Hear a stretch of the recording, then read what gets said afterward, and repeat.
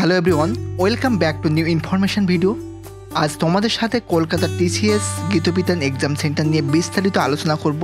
সেই সাথে খুব সহজে টিসিএস গীতবিতান এক্সাম সেন্টার কিভাবে আসবে। তোমরা নিশ্চয়ই জানো ম্যাক্সিমাম গভর্নমেন্ট এক্সাম এই টিসিএস গীতবিতান হয়ে থাকে। যেমন ধরো এসএসসি এর, MTS, CHSL, CGL, bank, railway, তাছাড়াও এন্ট্রান্স, মেডিকেল, জেই এক্সাম হয়ে থাকে। সেন্ট্রাল এবং স্টেটের বিশেষ বিশেষ এক্সাম এখানে হয়ে থাকে। তোমরা খুব সহজে কিভাবে সল্টলেক সেক্টর 5-এ টিসিএস গীতবিতানে এক্সাম দিতে আসবে। আমি টিসিএস গীতবিতানে 3টি পদ দিয়ে গিয়েছি।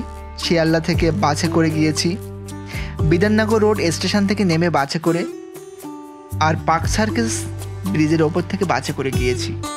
শিয়ালদা থেকে মেট্রো করে সল্টলেক সেক্টর 5 সবচেয়ে কম সময় লেগেছে আমার। এই পথটা আমার ইজি বলে মনে হলো।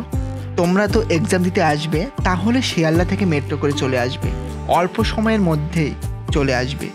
শিয়ালদাও থেকে মেট্রো ধরে মাত্র 20 টাকার টিকিট প্রাইস সল্টলেক সেক্টর 5-এর টিকিট কেটে নেবে।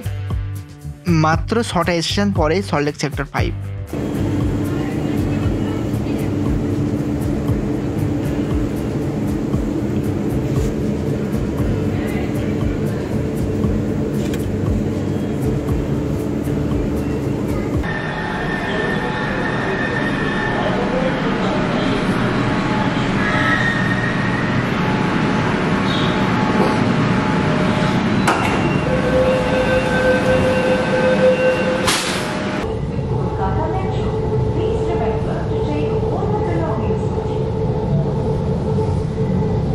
अगला स्टेशन सॉल्टलेक सेक्टर 5। ये गाड़ी आगे नहीं जाएगी, दरवाजे बाईं ओर खुलेंगे। कृपया गाड़ी और प्लेटफॉर्म के बीच की दूरी का ध्यान रखें। कोलकाता मेट्रो में यात्रा करने के लिए धन्यवाद। कृपया अपना सामान साथ ले जाना न भूलें। পরবর্তী স্টেশন সল্টলেক সেক্টর 5। এই ট্রেনটি ডিপার্টিং স্টেশন দরজা বাঁ দিকে খোলা হবে। গাড়ি এবং প্ল্যাটফর্মের মাঝের দূরত্ব খেয়াল করবেন। কলকাতা মেট্রোতে যাত্রা করার জন্য আপনাকে ধন্যবাদ। মনে করে আপনার সব জিনিসপত্র নিয়ে রাখবেন। সল্টলেক সেক্টর 5-এর বাইরে আসবে, এসে দেখবে তোমাদের ডান পাশে লম্বা খাল বা জলাশয় আছে। ওই রাস্তা ধরে 2 মিনিট এগিয়ে বাঁ দিকে রাস্তা পেরোলেই দেখবে উইপ্রো গেট। উইপ্রো গেটের পাশ ধরে 5 মিনিট হেঁটে গেলেই টিসিএস গীতবিতান এক্সাম সেন্টার।